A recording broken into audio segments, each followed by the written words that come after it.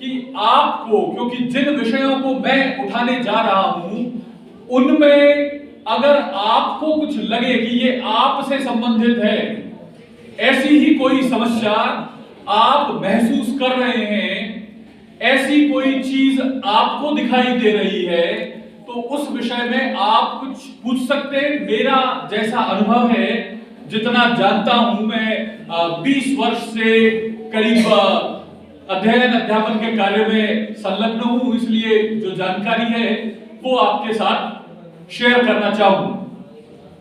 यहां पर मैं आपसे कुछ सवाल भी पूछना चाहूंगा और आप स्वयं ही उन पर विचार कर लें, और फिर उनमें से कुछ लगे तो हम उनके ऊपर भी बात कर सकते हैं। क्योंकि बातचीत के दो तरीके हो सकते हैं। एक हो सकता है जिसके अंदर मैं आपको वो सारी चीजें बता दूं जो हमको एक अभिभावक के रूप में करनी चाहिए, जिन जिन चीजों की तरफ हमको चलना है, जो हमको करना है, वो हो सकता है। या दूसरा रास्ता हम अपना सकते हैं जहां पर हम अपने बारे में विचार करें, क्योंकि अधिकतम हमारा जो चिंतन है वो चलता है कि बच्चे को कैसे ठीक किया जाए, परंतु हमारे यहां कहा जाता है कि जब तक मूल ठीक नहीं होगा तब तक बाहरी शाखाएं या बाहरी चीजें ठीक नहीं होंगी, और मूल हमसे शुरू होता है। तो हमारा चिंतन मूलगामी होना चाहिए और हमारे क्रियाकलाप उत्तरदायित्व पूर्ण। हम यहीं से शुरू करें। ये कर रहा है आवाज, इसको करने दीजिए, ये करेंगे। ये बच्चे जो भी आवाज करते हैं उन्हें करने दीजिए। हमारी पहले तो खुद की जोर की आवाज और साथ में ये माइक और मिल गया, तो इसलिए कोई चिंता नहीं। क्योंकि हम बड़ी गलती यही कर देते हैं कि जब बच्चा छोटा सा होता है तब से हम उसको कहते हैं चलो बोलो, चलो बोलो, चलो बोलो, और वो जैसे ही चलना शुरू करता है और बोलना शुरू करता है, हम पहला काम कहते हैं और कहते हैं चुप बैठो। पहले चलो बोलो, फिर चुप बैठो। जब वो सवाल करता है हम कहते हैं चुप हो जाओ। जब वो खेलना चाहता है हम कहते हैं बैठ जाओ। हम उसको जो इंस्ट्रक्शंस दे रहे हैं, प्रॉब्लम वहां पर पैदा हो रही है कि हम जो भाव रूप में सोच रहे हैं और जो हम कार्य रूप में कर रहे हैं, इन दोनों के बीच में एक गहरी खाई है। इस खाई को मिटाना होगा। हम कह रहे हैं चलो बोलो।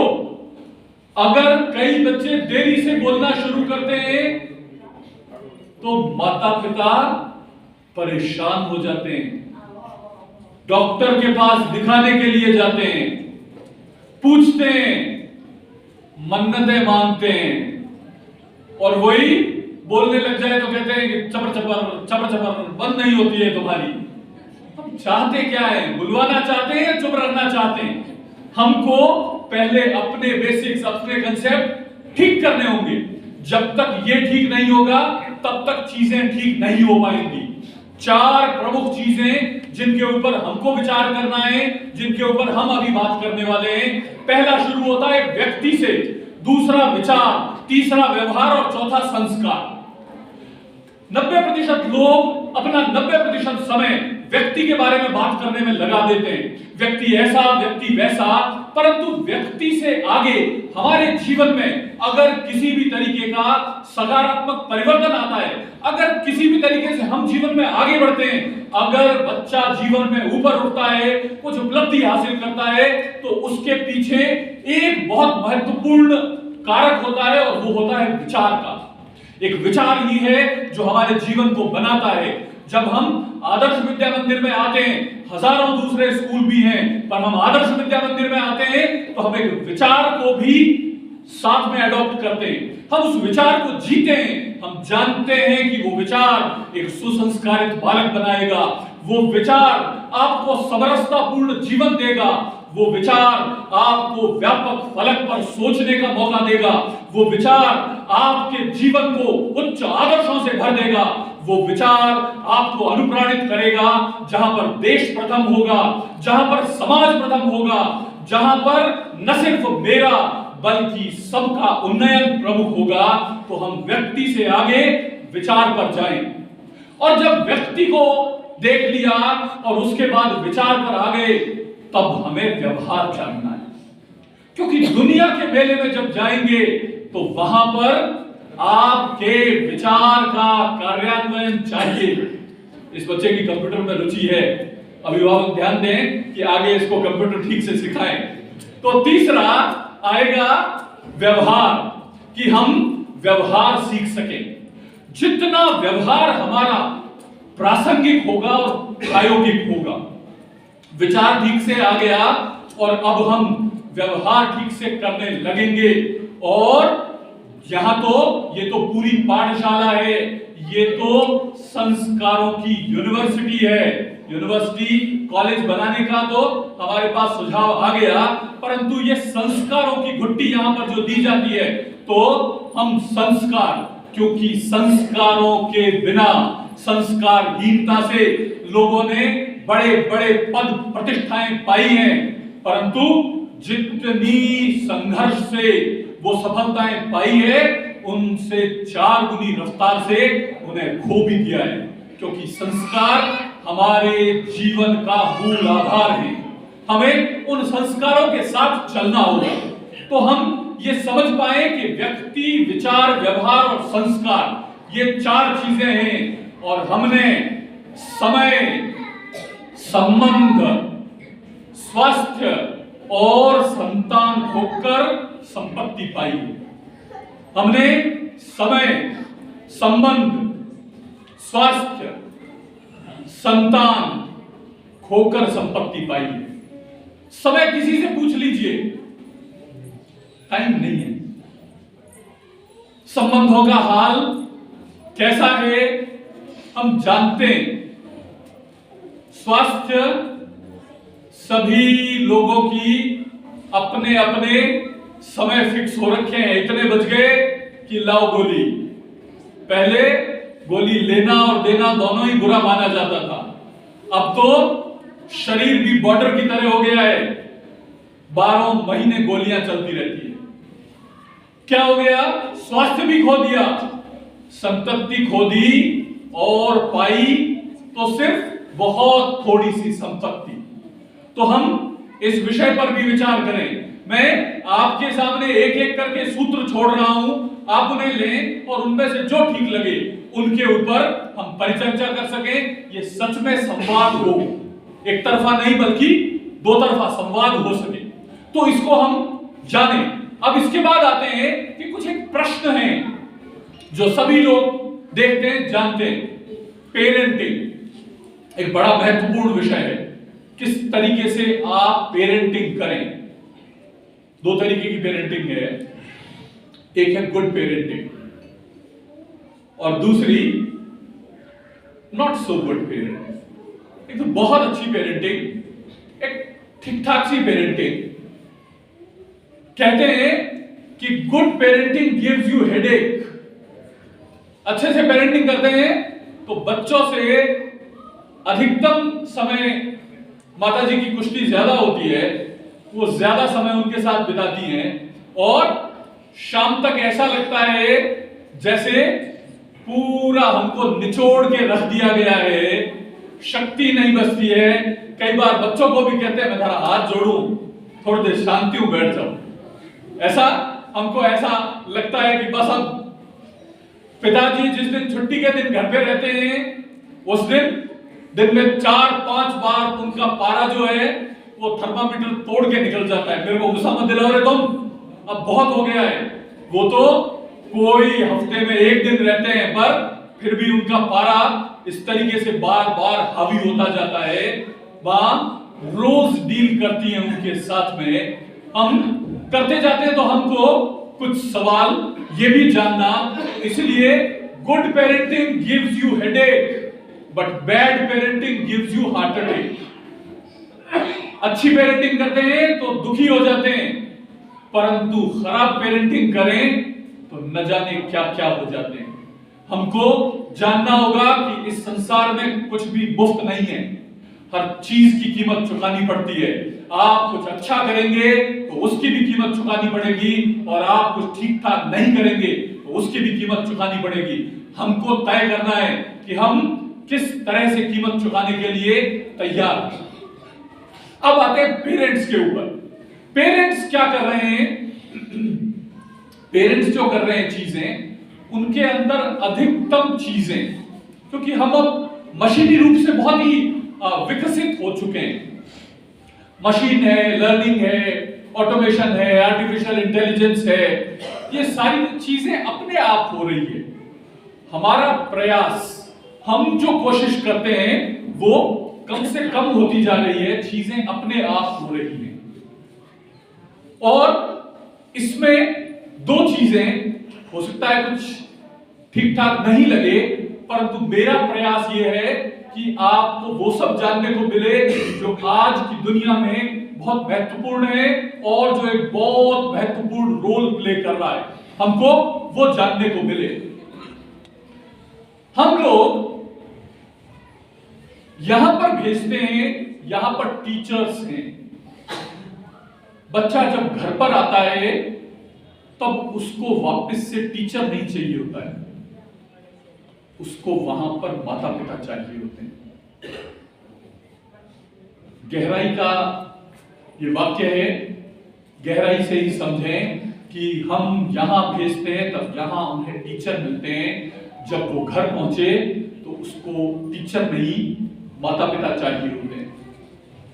हम वहां पर माता पिता के रूप में, एक छोटा सा देश है इजराइल, उसके एक बहुत साधारण से लड़के को जब भौतिकी में नोबेल पुरस्कार मिला, बहुत बड़ा पुरस्कार होता है, तो उससे पूछा गया कि ऐसा क्यों, आप में ऐसी क्या खास बात थी कि आपको नोबेल प्राइज मिले।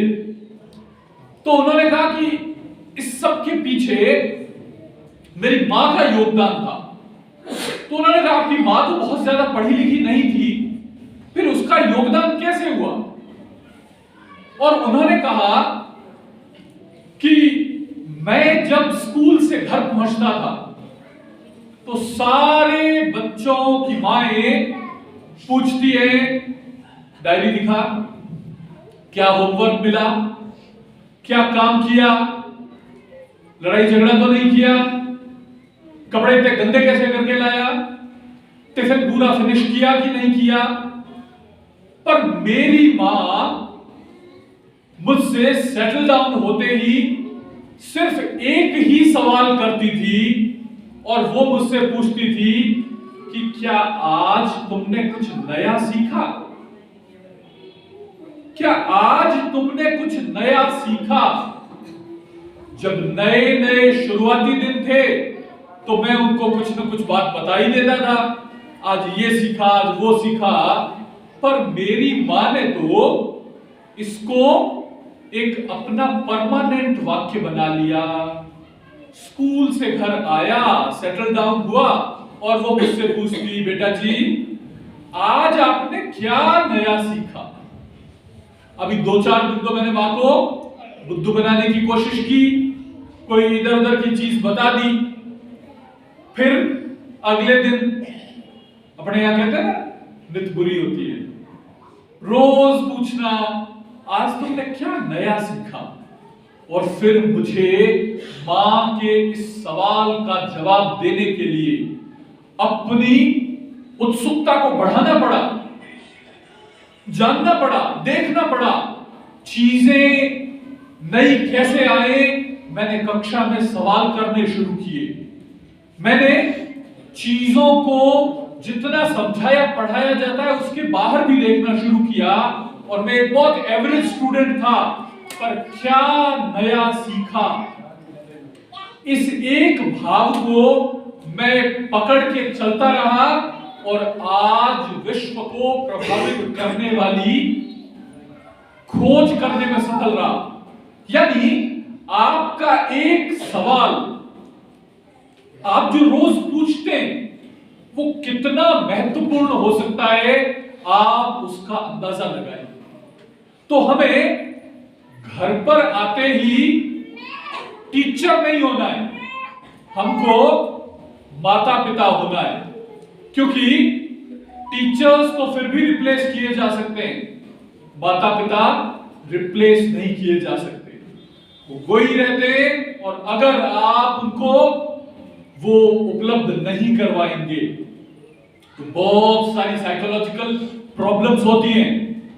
जब बच्चा चिल्लाता है, जब बच्चा लड़ रहा है दूसरों से, जब वो आपकी डिसओबीडियंस कर रहा है, आपकी बात सुन नहीं रहा है, मान नहीं रहा है, दूसरों से जलन कर रहा है, लड़ रहा है, उनकी चीजें छीनने की कोशिश कर रहा है, तो हम किन चीजों को कंट्रोल करने की कोशिश करते हैं कि वो किसी से लड़े नहीं, वो चिल्लाए नहीं, वो गुस्सा नहीं करे।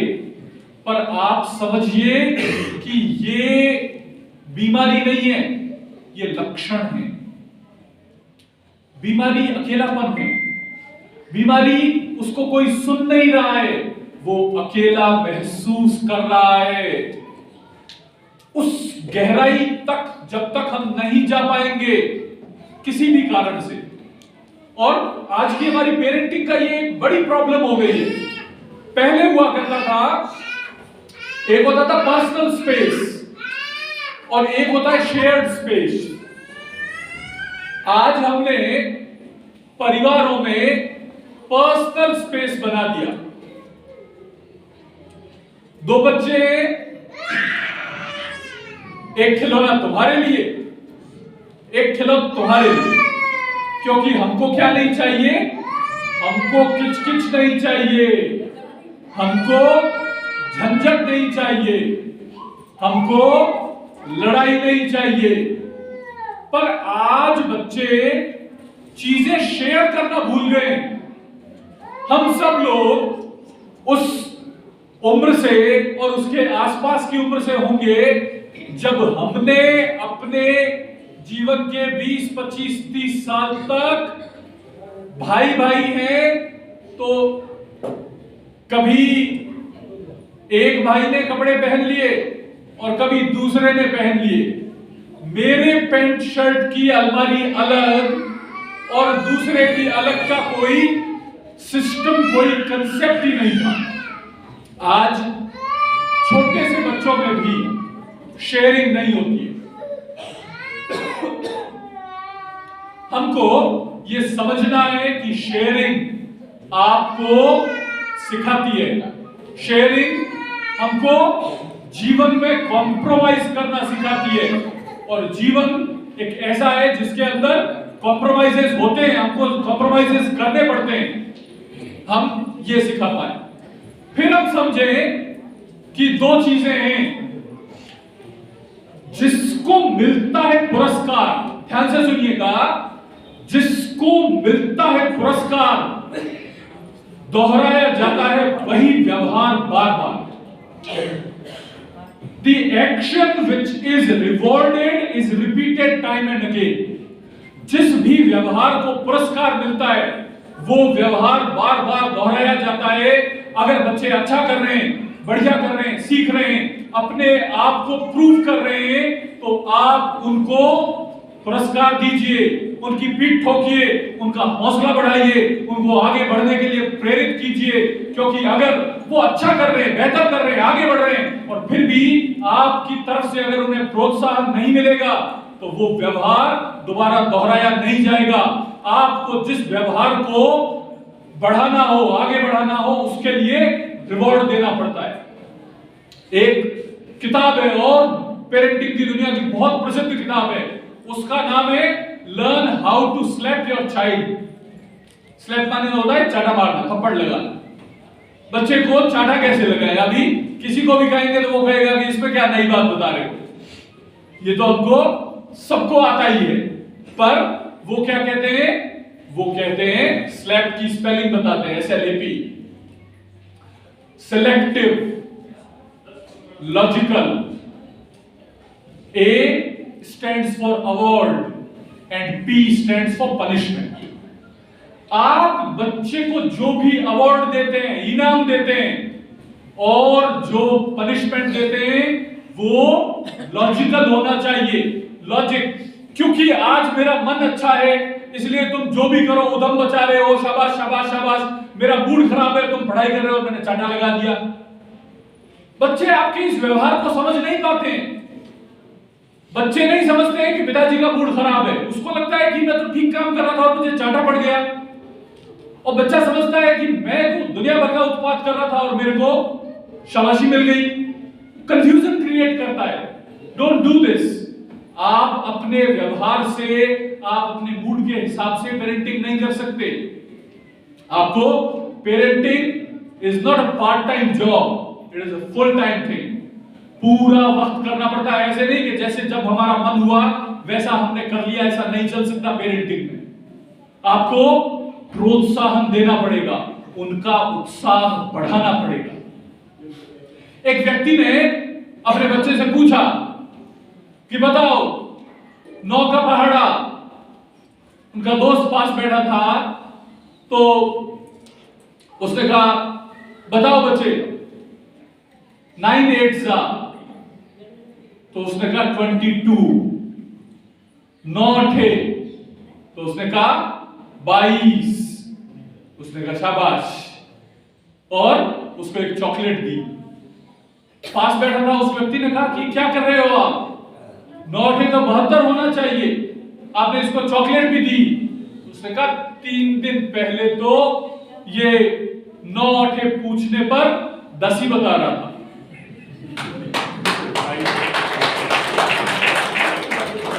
3 दिन पहले तो ये 9 थे 10 ही बता रहा था, आज 22 तक तो आया है, तो प्रोग्रेस है कि नहीं? कि हाँ जी प्रोग्रेस है। तो क्या बढ़िया बात है। ये हमको देखना है कि हम चीजों को किस पर्सपेक्टिव में देखते हैं, कैसा आप देख रहे हैं। अब कुछ एक सवाल आपकी तरफ से मैं दे देता हूं जवाब, उनमें से कुछ एक के कुछ होंगे जो आपको खुद को ही सोचने होंगे। पहला, और जिसका बहुत ही ऑब्वियस आंसर है, आज के जमाने में जब वक्त ही नहीं होता है, उस वक्त आप यहां आए हैं, तो पहला, क्या हम अपने बच्चों से प्यार करते हैं? तो जवाब होगा हाँ। क्या हम अपने बच्चों को एक बहुत अच्छा इंसान बनते देखना चाहते हैं? फिर से हमारा जवाब होगा हाँ, देखना चाहते हैं। क्या हम चाहते हैं कि हमारे बच्चे कोई अच्छा करियर चुने? अभी उसका जवाब अलग अलग हो सकता है। कोई चाहे सीए बने, कोई चाहेगा डॉक्टर, इंजीनियर, व्यापारी, शिक्षक, कुछ भी हो सकता है। बट हम चाहते हैं कि बच्चों का अच्छा करियर बने। अभी आपके लिए, क्या आप अपने बच्चे में कुछ विशेष गुण हो, इसके लिए कोई विशेष प्रयास कर रहे हैं? आपको सोचना है इस बारे में। क्या आप अपने बच्चे में कुछ विशेष गुण हो, इसके लिए प्रयास कर रहे हैं? फिर क्या आप अपने बच्चे को अपने जैसा बनाना चाहते हैं?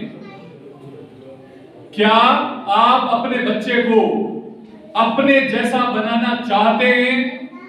फिर से विचार, आप में ऐसी क्या 3 खूबियां हैं?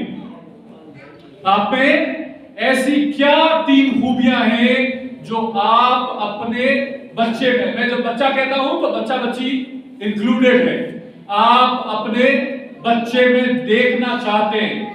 और आप में ऐसी क्या 3 खामियां और कमजोरियां हैं जो आप अपने बच्चे में नहीं देखना चाहते?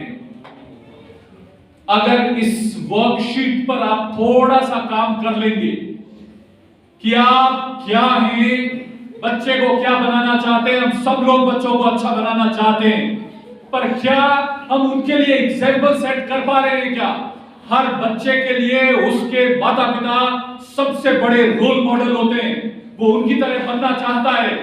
अगर हम अपने आप को वैसा प्रस्तुति नहीं कर पा रहे उनके सामने, एक बहुत फेमस सेइंग है, सोनी साहब ने भी कही थी कि the kids are never good at listening, they are wonderful at imitating. बच्चे सुनने में अच्छे नहीं होते, वो नकल करने में अच्छे होते हैं। जब बच्चों को ये कहा जाता है, मैं घर पे हूं और मेरे बच्चे को ये कहूं कि जाके अंकल को कह दो कि पापा घर पे नहीं है, तो जब पहली बार कहा जाता है ना तो वो आश्चर्य में पड़ जाता है और सोचता है पापा तो घर पे हैं, पर बाहर जाके ऐसा कहने को क्यों कह रहे हैं। और जब वो जाकर के बाहर अंकल को कहता है कि अंकल पापा कह रहे हैं कि वो घर पे नहीं है, वो जाकर क्या कहता है कि अंकल पापा कह रहे हैं वो घर पे नहीं है, तो हम कहते हैं मूर्ख है, कह रहे ये क्या कर दिया। फिर नेक्स्ट टाइम अंकल को आता देख के ही वो कह देता है कि अंकल पापा घर पे नहीं है, और फिर आगे वो बार बार लगातार इंप्रूव ही करता जाता है। वो ऐसे जवाब देने का सचिन तेंदुलकर विराट कोहली बन जाता है। तब हम उसको कहते हैं अरे ये तेरे को झूठ बोलना किसने सिखाया। अब बच्चों में इतना संस्कार तो होता है कि वो आपके मुंह पे नहीं कहता है कि पूज्य पिताजी या माताजी आपने ही सिखाया, वो नहीं बोलता, वो ज्यादा चुप रह जाता है।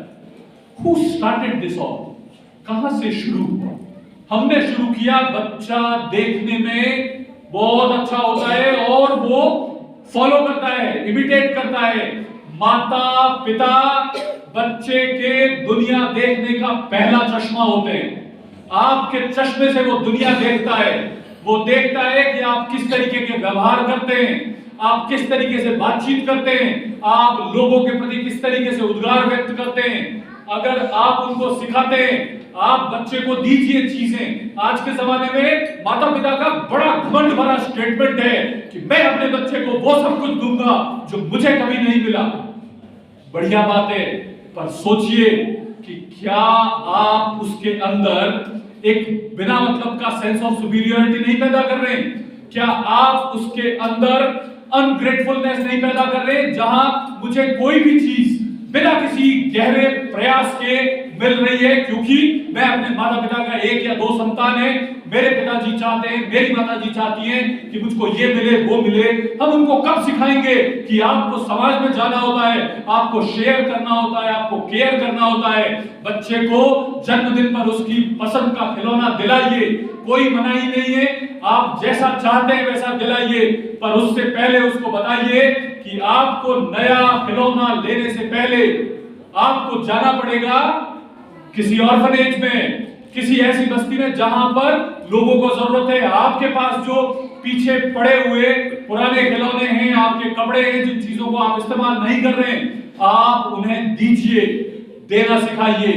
क्योंकि जब तक आप अर्न करना नहीं सीखते हैं, जब तक हम कमाना नहीं सीखते, तब तक हमको खर्च करने में क्या भाव होता है वो भी समझ में नहीं आता है। ये भाव अगर आज घर से पैदा नहीं होंगे, हम उन लोगों के साथ में, ये यहाँ का वातावरण अलग है परंतु फिर भी बाकी जगह पर बच्चों को सिर्फ एक मेडल के रूप में प्रस्तुत किया जाता है। आते ही सुनाओ कहानी, सुनाओ पोएम, सुनाओ मंत्र। बच्चा है या आपके लिए कोई ट्रॉफी है, मेडल है, उसका मन है नहीं है? कभी आपने पूछा कि वो आ रहे हैं उनके सामने, वो कथा कहानी सुनाना चाहता है या नहीं चाहता है?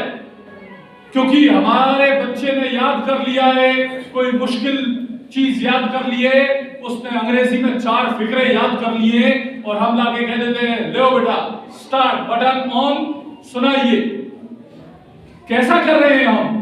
हमें कोई ऐसा कहेगा तो जब तक हम अपने ऊपर नहीं लेंगे चीजें समझ नहीं पाएंगे। माता पिता का दृष्टिकोण अलग है। आपने बहुत दुनिया देखी है, वो अभी आया ही है, वो नहीं जानता। फिर एक हम जनरली कहते हैं कि 2 तरीके की मम्मी होती है, एक मक्खी मम्मी और दूसरी मधुमक्खी मम्मी। मक्खी मम्मी वो होगी जो हर समय इंस्ट्रक्शन देगी, ऐसे करो, ऐसे नहीं करो, ये दिक्कत है, वो दिक्कत है, ऐसा करो, वैसा करो। मधुमक्खी क्या करती है?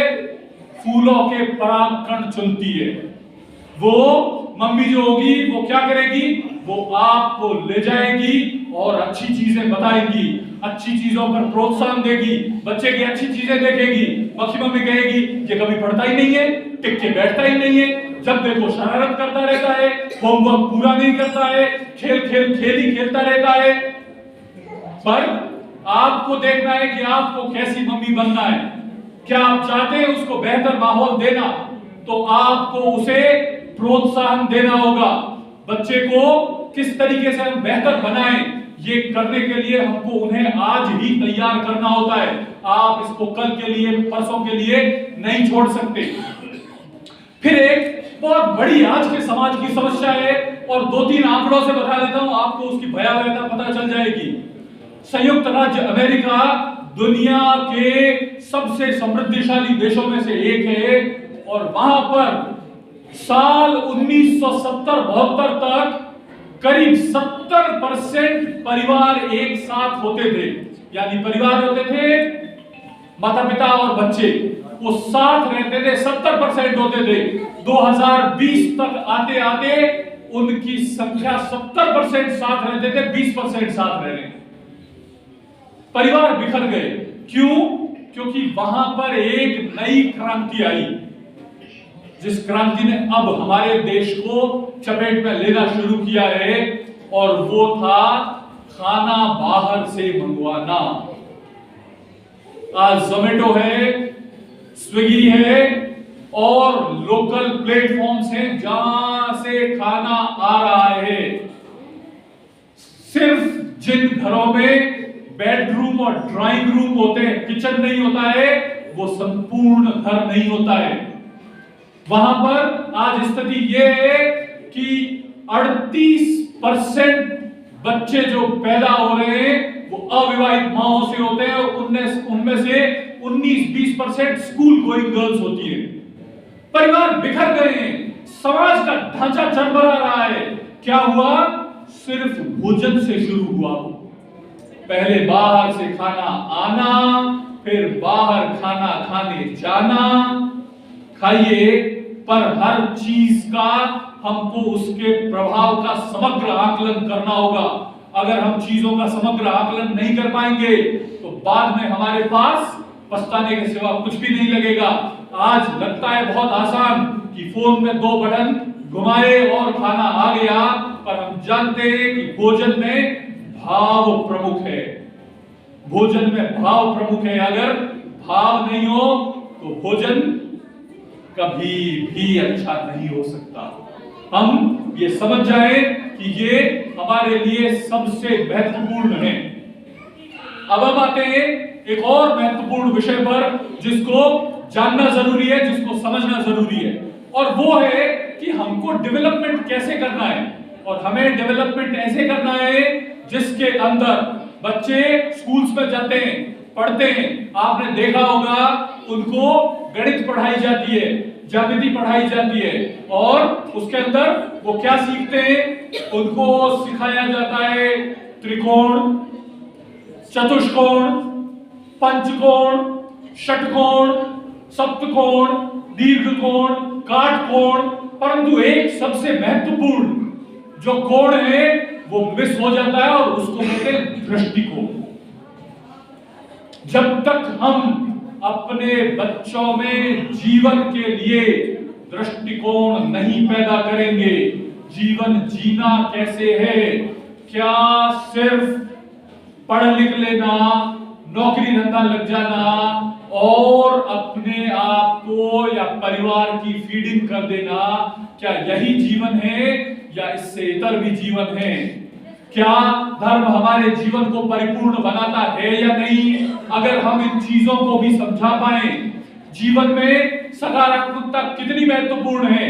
आज हम देख रहे हैं कितना खराब आसपास माहौल है, ऐसी चीजें हैं, या कुछ छोटे बच्चे बैठे तो उनकी चर्चा भी ठीक नहीं है, कि हम देख रहे हैं कि हजारों हजार बच्चे, जो रविंद्रनाथ टैगोर ने कहा था कि जब तक एक भी नया बच्चा इस धरती पर पैदा हो रहा है, तब तक मुझे लगता है कि भगवान इंसान से निराश नहीं हुआ है।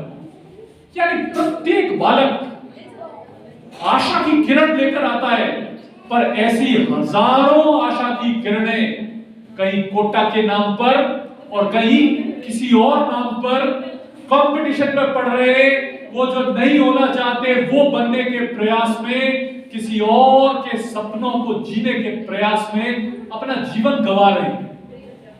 कितना दुखद है, कितना दुखदाई है, क्योंकि दृष्टिकोण विकसित नहीं किया गया। जब तक दृष्टिकोण नहीं विकसित होगा, सोचिए कितना बड़ा आघात है ये। हमें इन बातों की गंभीरता को, गहराई को समझना पड़ेगा कि ये दृष्टिकोण विकसित नहीं करने का कारण है।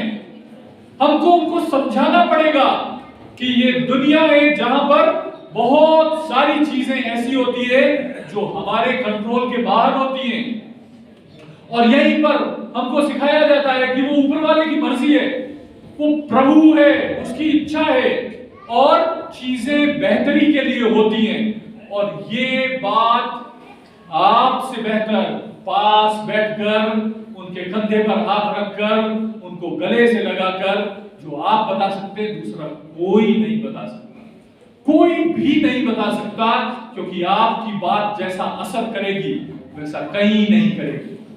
आप जब उनको एश्योरेंस दे देते हैं कि बेटा कुछ भी हो जाए जिंदगी में, मनुष्य का होना महत्वपूर्ण है, बनना महत्वपूर्ण नहीं है।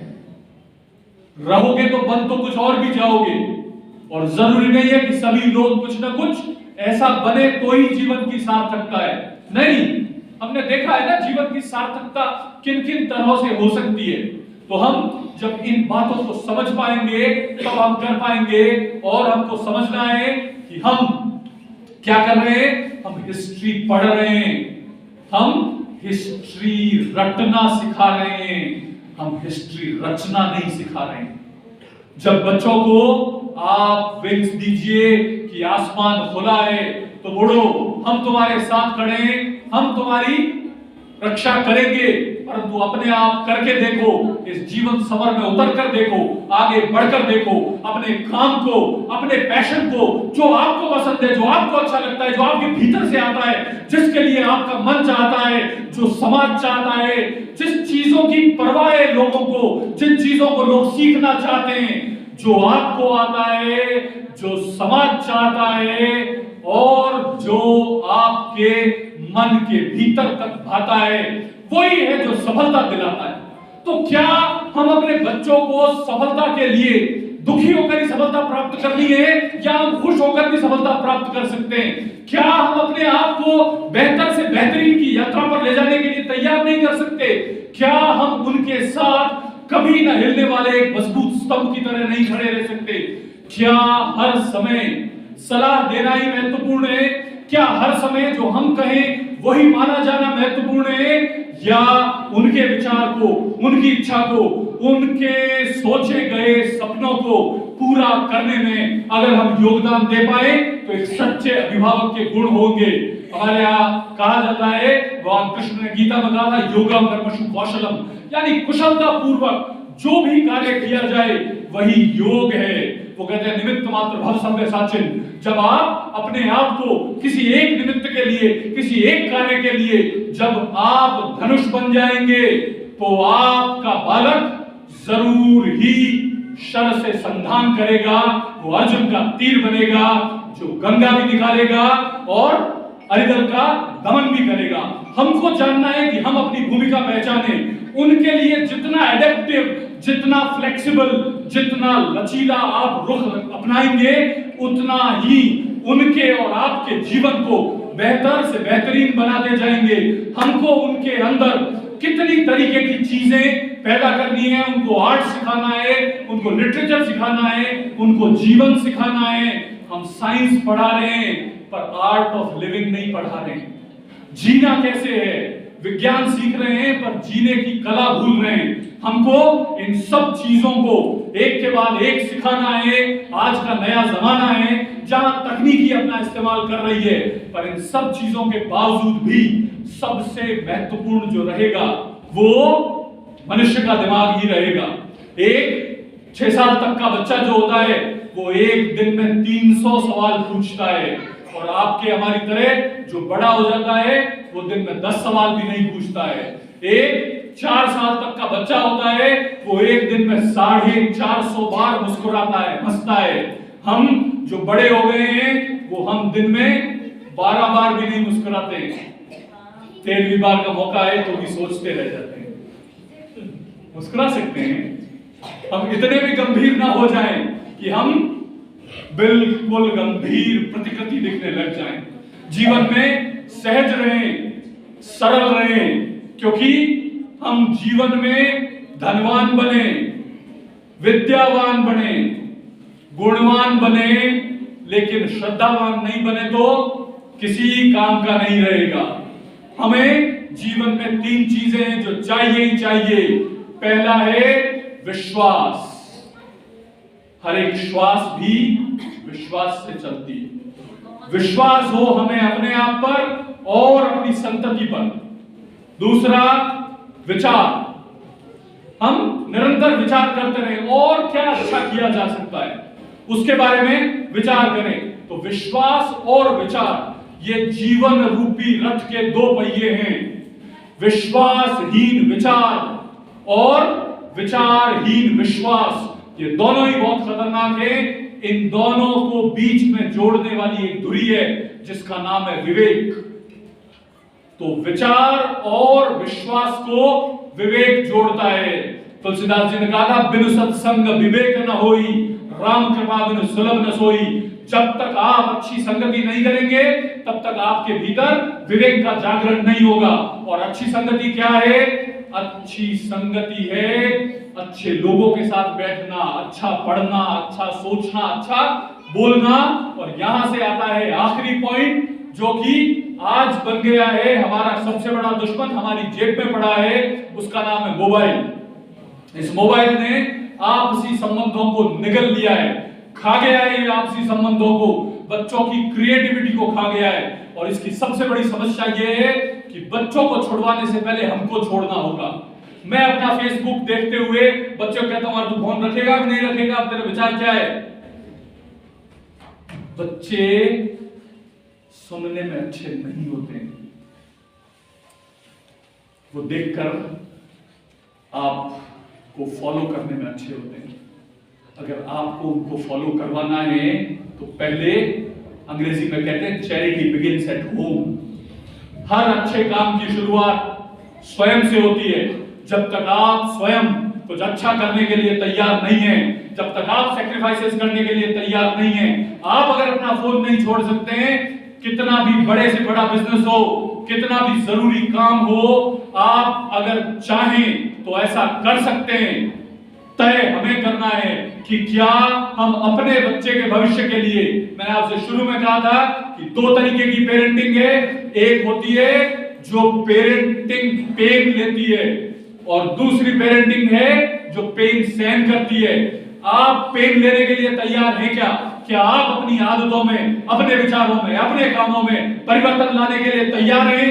यदि आप तैयार हैं तो एक सुनहरा भविष्य आपकी तरफ देख रहा है। यदि आप तैयार हैं कि आप कुछ देर इस फेसबुक, इंस्टाग्राम की दुनिया से बाहर आ जाएं और अपने बच्चों के साथ वक्त बिताएं, यकीन मानिए ये जो लम्हे आज आपको मिल रहे हैं कल मिलेंगे नहीं। आप इनके साथ ही समय बिताने के लिए तरसेंगे, पर आज आपके पास समय है, तब हम YouTube देख रहे हैं, तब हम वीडियो देखकर, रील देखकर, 12 सेकंड की रील जिंदगी नहीं है। ये जो रील हर समय चल रही है आपके सामने, इन बालकों की जो अटखेलियां हैं, इनके विचार हैं, इनकी उत्सुकता है, इनकी जिज्ञासा है, इनका ऐसा प्यार है जिसकी तुलना किसी चीज से नहीं की जा सकती। उसमें समय बिताकर देखिए, इन बच्चों के साथ रहिए, अपने आप को बौद्धिक रूप से मजबूत बनाइए, शारीरिक रूप से मजबूत बनाइए, बच्चों को मजबूत बनाइए, जीवन को ऊंचा उठाइए, संस्कारों को प्रधानता दीजिए और अपने आप को एक जबरदस्त राह पर चलते चले जाइए, जहां एक सुखद भविष्य और पूर्ण रूप से संतुष्ट वर्तमान आपका इंतजार कर रहा है। धन्यवाद।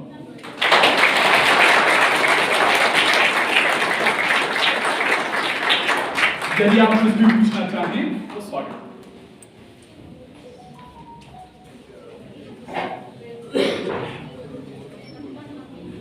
वैसे आमतौर पर तलबा भाषण सुनने के बाद सवाल रहते नहीं, ऐसा है तो नहीं?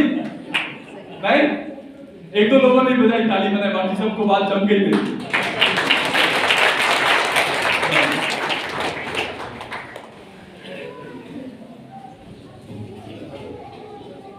बहुत बहुत धन्यवाद चक्रवर्ती जी। लंबा नहीं चाहती हुई मैं आइटम पति प्रदान करती हुई शांतिलाल चकोत्रा से निवेदन करूंगी। कार्यक्रम के अध्यक्ष श्री शांतिलाल चकोत्रा से निवेदन करती हूँ अपने विचार।